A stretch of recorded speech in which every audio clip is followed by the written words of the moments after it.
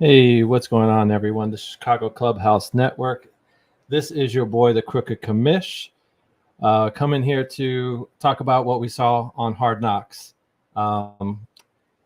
Everyone here is slowly trickling in here, so just kind of improvising for the moment. But what we're going to talk about here at the Chicago Clubhouse Network is last night's episode of Hard Knocks. I'm sure most of y'all seen it by now. If not, it's going to be some major spoilers here. So if you haven't seen it and you want to check it out and you don't want to be surprised by anything, suggest you check this episode or our podcast out a little later on. But I'm hoping and assuming that if you're here, you've seen it and you kind of want to go over what you liked, maybe didn't like about the show. So let me go ahead and bring in the main guy that's going to be driving the show tonight, our boy with the foulest mouth in Chi-Town, Foul Mouth Chris. What up, Crook? My bad, man. Hey, welcome to Clubhouse, the Chicago Clubhouse. You know, that was my bad. I'm a bad host. I messed that up. Right now, I'm coming from the car. We're going to be talking about Hard Knocks. I know everybody, well, majority of you guys probably seen Hard Knocks yesterday. Pretty good show. The Crooked Commish, he's going to come in. He's going to give us a little preview, a little snippet of how it started out. For those that didn't see it, you know what I'm saying, we're giving out those little spoiler warning about how this shit went down, how it came on, how it started. I actually liked it. I thought it was a pretty good, decent start for the I thought it was a pretty decent start for Hard Knocks for Chicago. I love the introduction and everything, and Eberflus and everybody else. So it's going to be me, Mr. Chicago, and we're going to have a special guest, a lady, come on and talk a little bit about it. So I'm going to have the Crooked Commish, our super producer. I'm going to go ahead and have him play a little snippet of how Hard Knocks began yesterday. I can see the operation, the execution. Keep it simple and be consistent. We're going to give you the keys. You go and drive it. This is your team. You better come to play. Rough and tough monsters of the Midway. You're going to get hit, and it's going to hurt. I like this kind of body.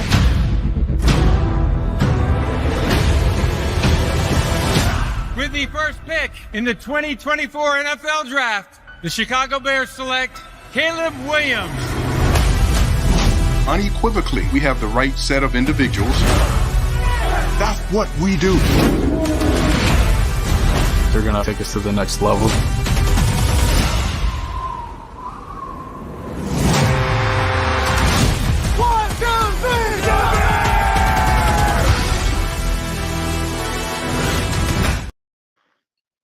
Yeah, so once again, that was how Hard Knocks started off. Once again, I want you all to bear with me. I'm in a car. My fiance will be driving, so you'll probably be getting a nice glimpse on the background of the city of Chicago. We'll probably see a little bit of the skyline as well. So without further ado, you're now rocking with the Chicago Clubhouse podcast. So I'm going to go ahead and bring in one of our other guys on here, another Clubhouse member.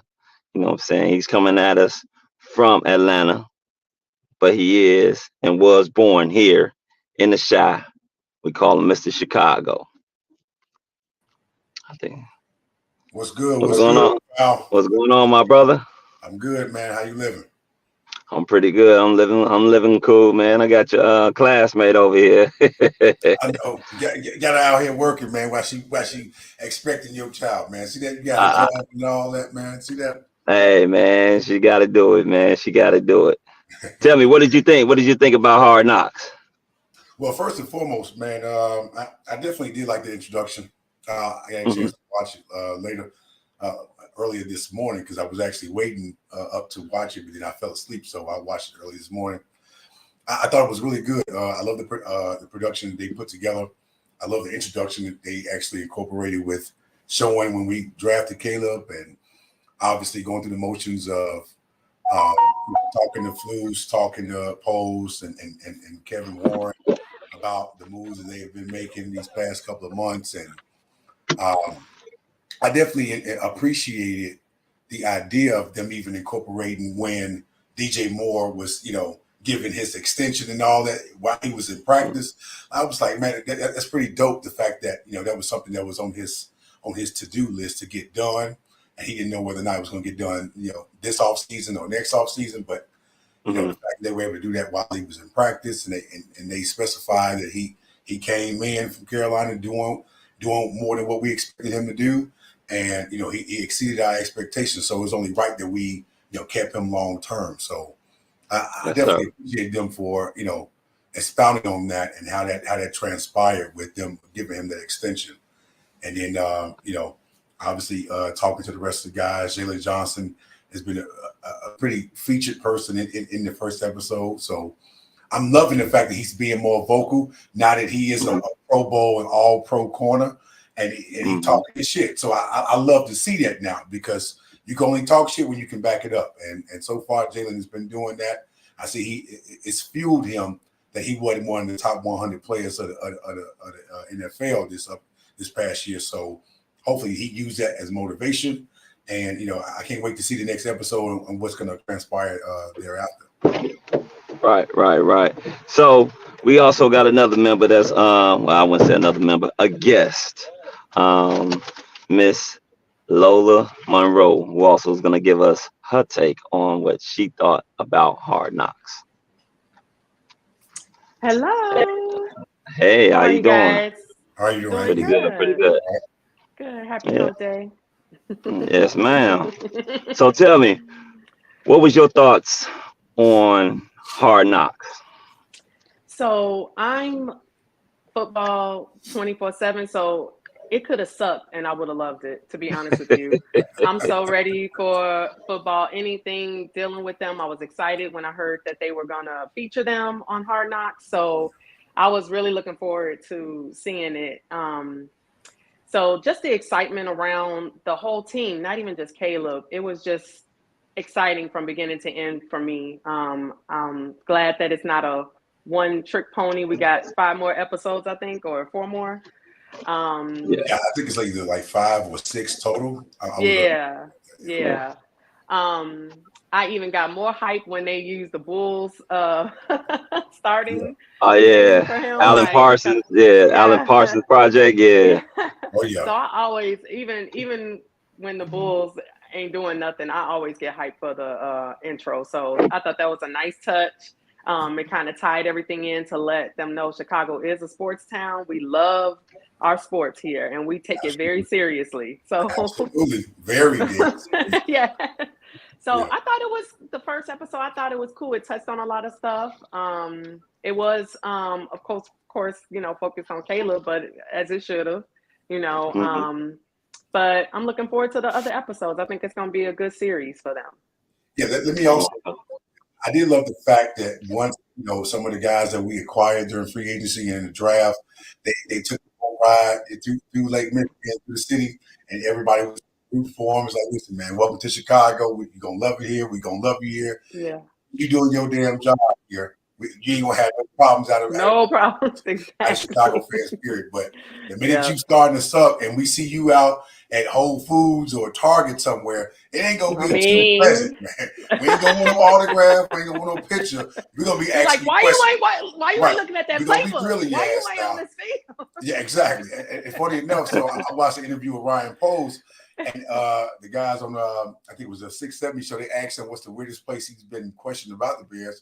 And he was like, he was getting questioned at men's urinal when he was taking a piss, and guys was asking him questions. I'm like, listen, we got some hecklers in our fan base that will heckle you if some things ain't adding up for them. And it's like, we need answers, man, and we gonna need for you to give us those answers in real time. So it was funny that he said that, because I know for a fact that he's probably been heckled like that. The fact that he couldn't even take a piss and somebody asked him a question about the Bears, but. I love the position that he put us in with acquiring the players he's gotten us and drafting the players he's gotten us. And so it's all about putting it all together, man. We have high expectations. some unrealistic, but yeah. But I want to keep in mind, Bears fans, that some of us that have unrealistic Bears expectations for this team, it's warranted because we have been yearning for a damn team we can talk shit about and actually see as a respectable team in this NFL league for quite some time. We've had too many downs and not enough ups when it comes to us actually being a competitive team. So we see this team looking like, some great potential. Yeah, like something. Yeah, like we're starving and they look like chicken wings. So we all over that. Exactly. And so it's like, listen, and you in Chicago, so with them chicken wings, we putting your mouth sauce on it. So we need some spice now. Y'all got to come with it, Joe. Like listen, me personally, listen, every damn thing Chicago related, I always put the hashtag Chicago against the world. So it's Chicago against everything, against everybody. Everybody. Yeah. This is a championship city. We're one of the best sports cities in America, if not the best. Obviously, some people will argue that Boston is because they just won the championship with the Celtics. But, given the fact that we've won in every sport just like they have, we're the top two. So it's time to bring it home in the football world. Yeah. Right. Exactly. I'm just sitting up there just looking at it. And, we heard a lot about Matt Eberflus. He's gone and took a lot of criticism, which is well deserved for as far as his coaching record. And I know a lot of fans were clamoring for Eberflus to get fired. And one thing that we heard from the media that was strong was that Eberflus, he has the respect of the players. So I wanted to see, and in the future episodes, I want to see like how he is with the players. Like, is it just the media saying that? Or does he really have a connection with them? Is he a motivator of men? Does he really know how to coach? Or was it really just, these last 2 years it's been the Bears really tanking and trying to get this team to exactly where they want this team to be at, to get the right players there, to be able to get certain draft prospects or whatnot. So I'm looking forward to that. And we got a glimpse of that. I mean, we got that in the first episode. We got a little bit of his personality. We got to look at that dope ass crib that he was at. Man, that crib was nice as hell. And then the fact that, this is the first time I ever seen his wife and his two daughters. So it's me too. Now we get your personal life. And then, to your point, we saw a glimpse of him being a player's coach where, he let what's the name go to Paris, go see Simone. Jonathan Owens. He let Owens go to Paris, go see his wife, cheer his wife on, be her number one support. And then obviously he's had like interactions one-on-one with different players throughout the camp. So it's like seeing stuff like that and that camaraderie being developed with individual players, it makes a world of difference. To see that your coach ain't just there to just oversee everyone. Right. He's being approachable and obviously being welcoming to players who come to him and have one-on-one conversations with him about certain things. So the fact that he's doing that, I think he knows what's at stake here when it comes to this upcoming season being a defined season moving forward with the team that he has around him. Because we ain't got that many holes to fill now. So now it's like, hey, we can fill a lot of these damn holes. So now you gotta, we gotta see that you know how to adjust to the other team's adjustments, and you know how to readjust to their readjustments too. Because last year we didn't see a lot of that until the second half of the season. But we got to start off strong and fast and let the whole NFL world know, hey, listen, we ain't the damn Bears of old to be reckoned with now. Now you're going to have to put some respect on our damn name and see us. And it ain't going to take us 2-3 years to do nothing right now. Exactly. So expect us to come out the gate with blazing, like ready we might not take it all the way. Right. One of the things I did like as far as the Eberflus part was the Nick Saban thing. Like I thought that was a really nice touch, them going back and him questioning just things that, his coaching skills and stuff and giving him some tidbit. Like I really liked that they had added that element into it. Yeah. Oh yeah. I almost forgot that he actually played for Nick Saban. So when I saw that, I was like, well, why are you talking to Nick Saban for? But then I saw he used to be a linebacker for him. You know what I'm saying? So I'm like, okay, Saban is old, but I didn't know he was that damn old. Right. The fact that he he came in, talked about the expectations of a quarterback and what is necessary to help develop him into a star player. So Yeah. I mean, Saban know what it takes, especially on the college level, to make a star or a top prospect to be successful with. But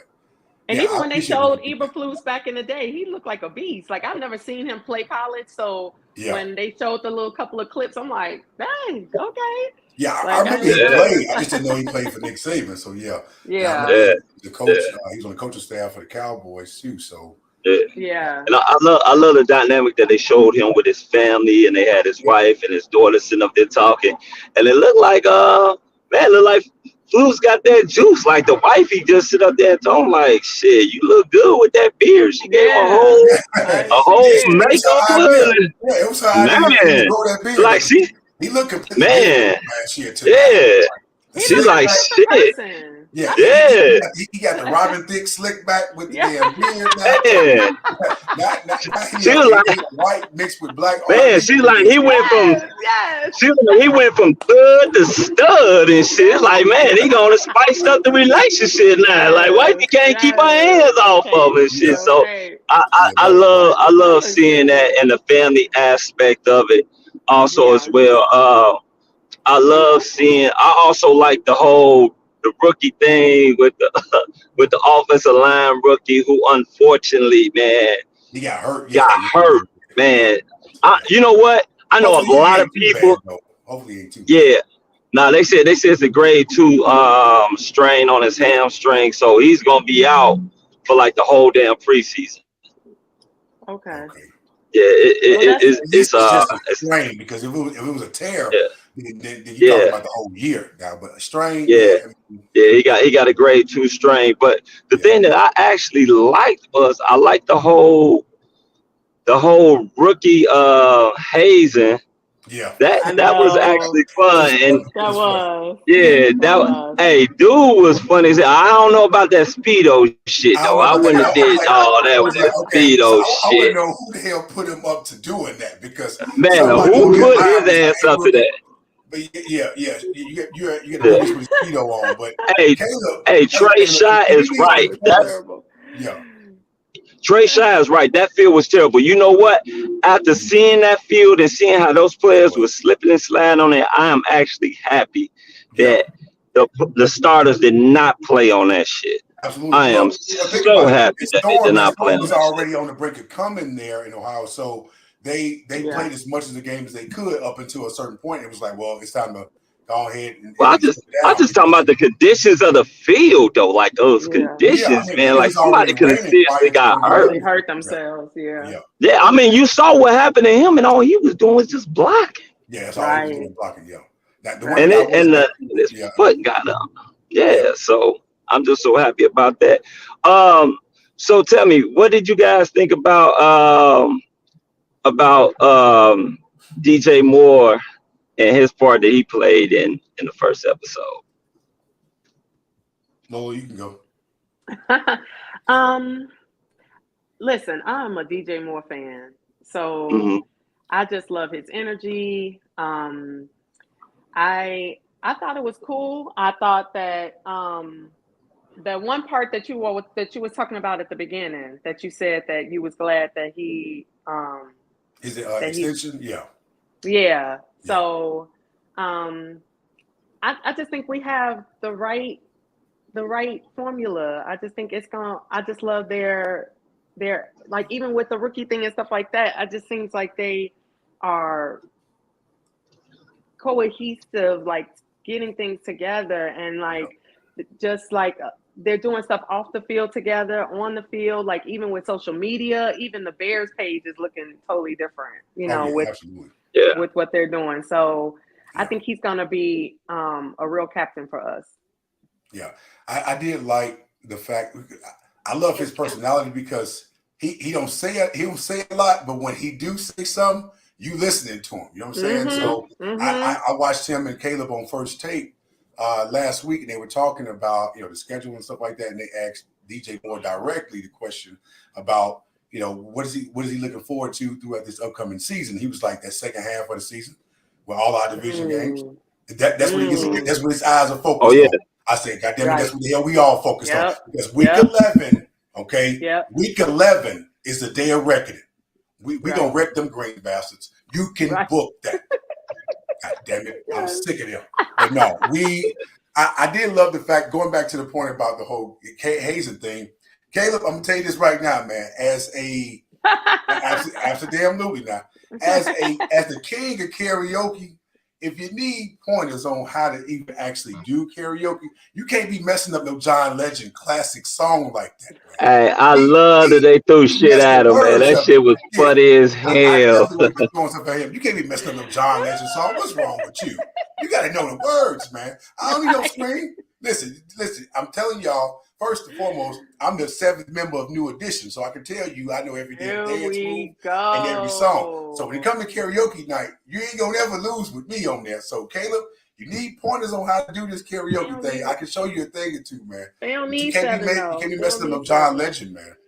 Hey, did you see Ryan Pose's like face when he mentioned how much his signing bonus was? Yeah, And Bajan over there acting like Bajan over there shaking when he said the signing bonus. You know what? I'm not gonna lie. I love Tyson Bagent.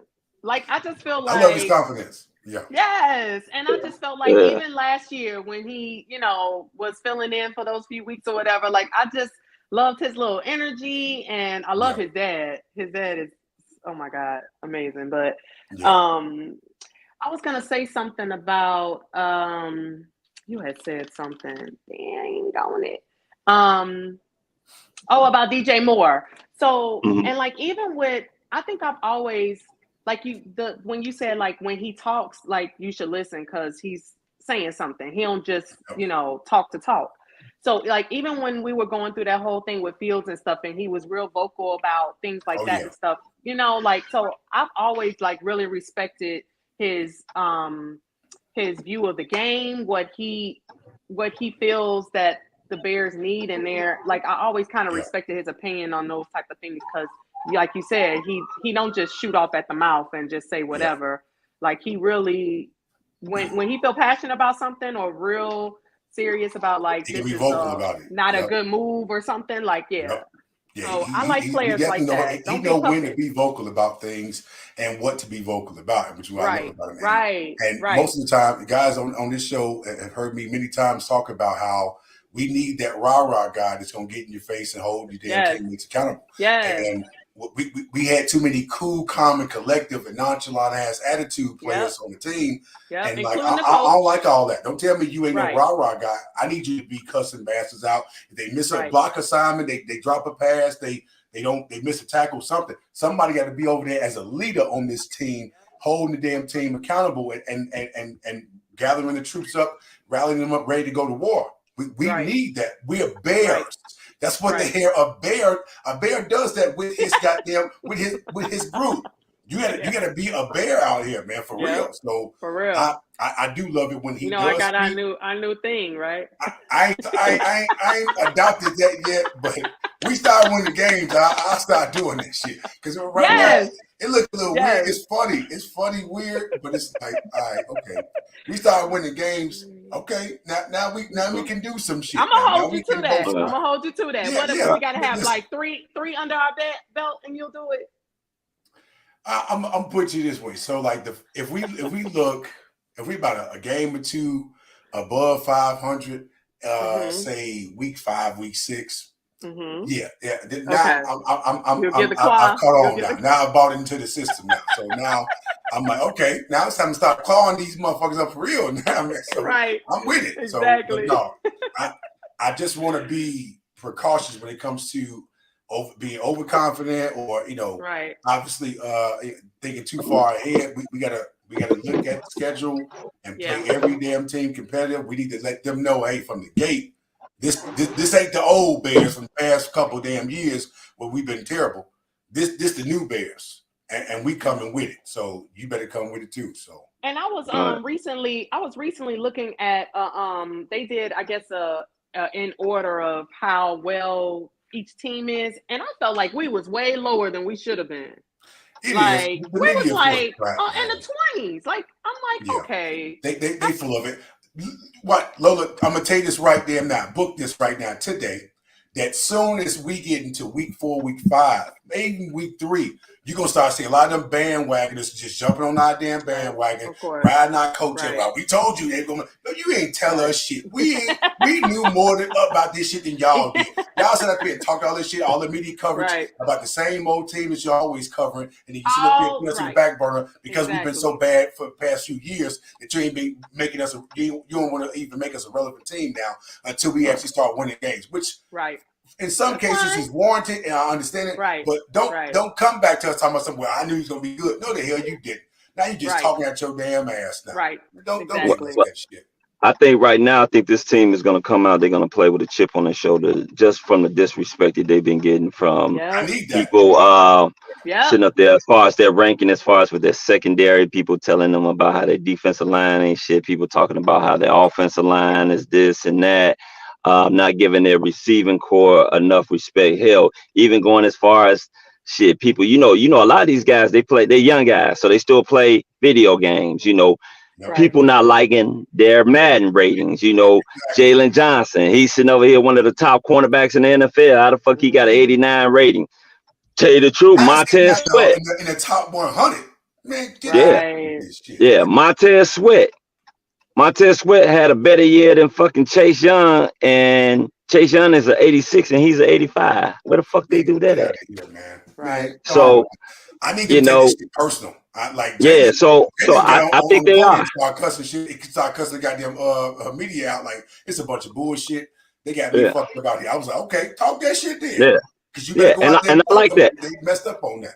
I like that. I know Crooked asked us in the next episode, because we pretty much gone and covered basically everything they did, talked about in the first episode, from them showing Jalen Johnson riding around in his new little whip, to DJ Moore's contract, to the Hall of Fame gang with ripping it.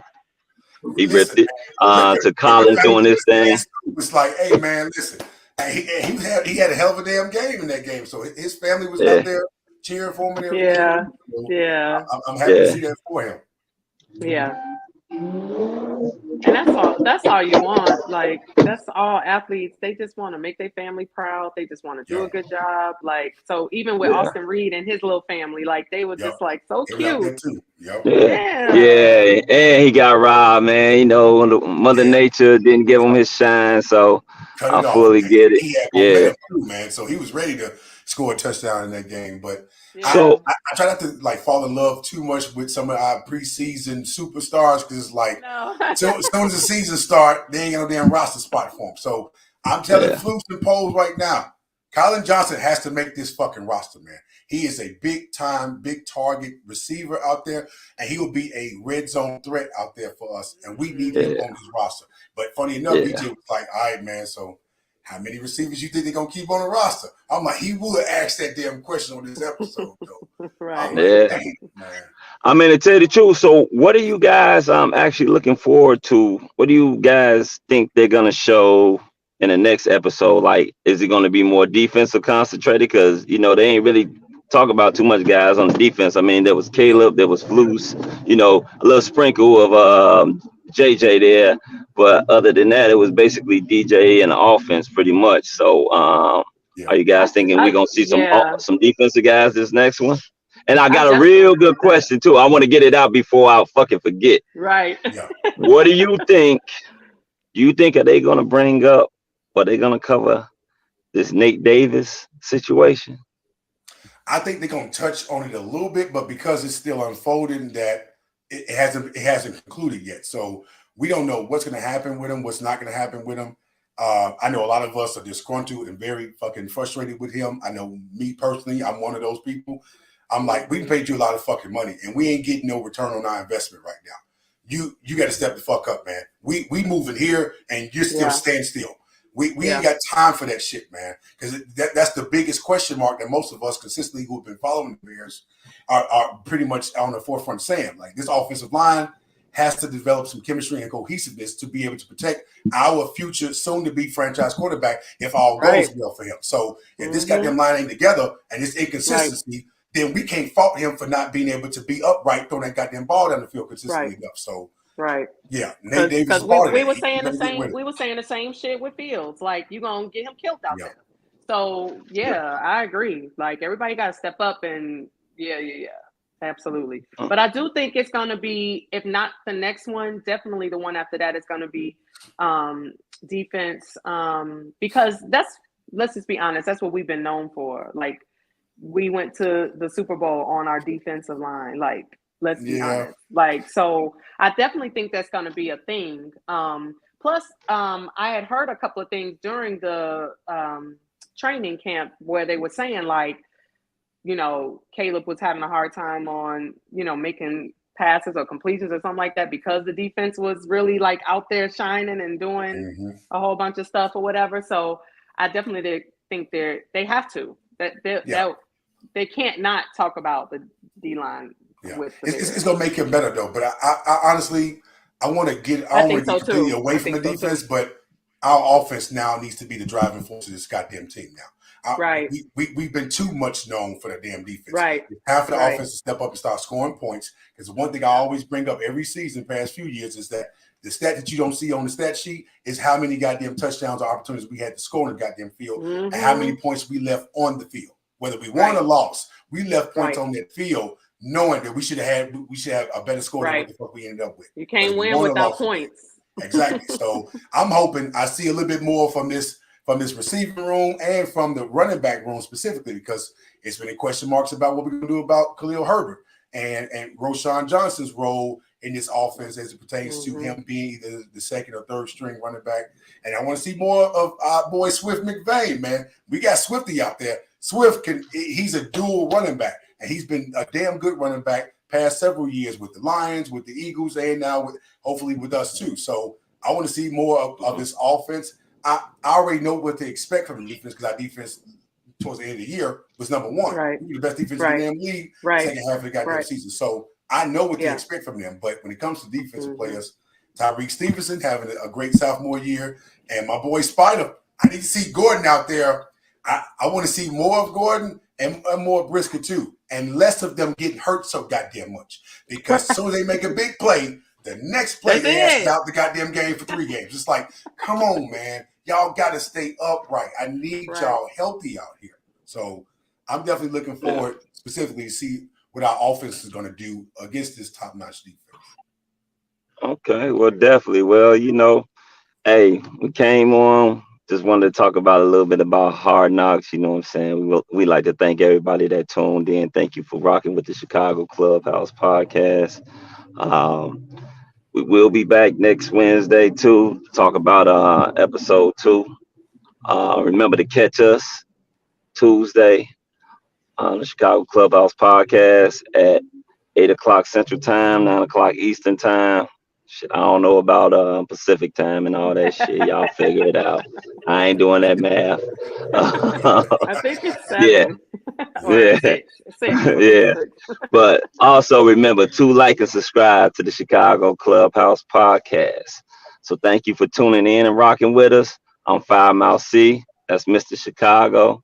This is Lola Monroe, and the super producer in the back, the Crooked Commish. We like to thank you, and we out. Bye. Sir, Chicago against them. This has been a Chicago Clubhouse Network production.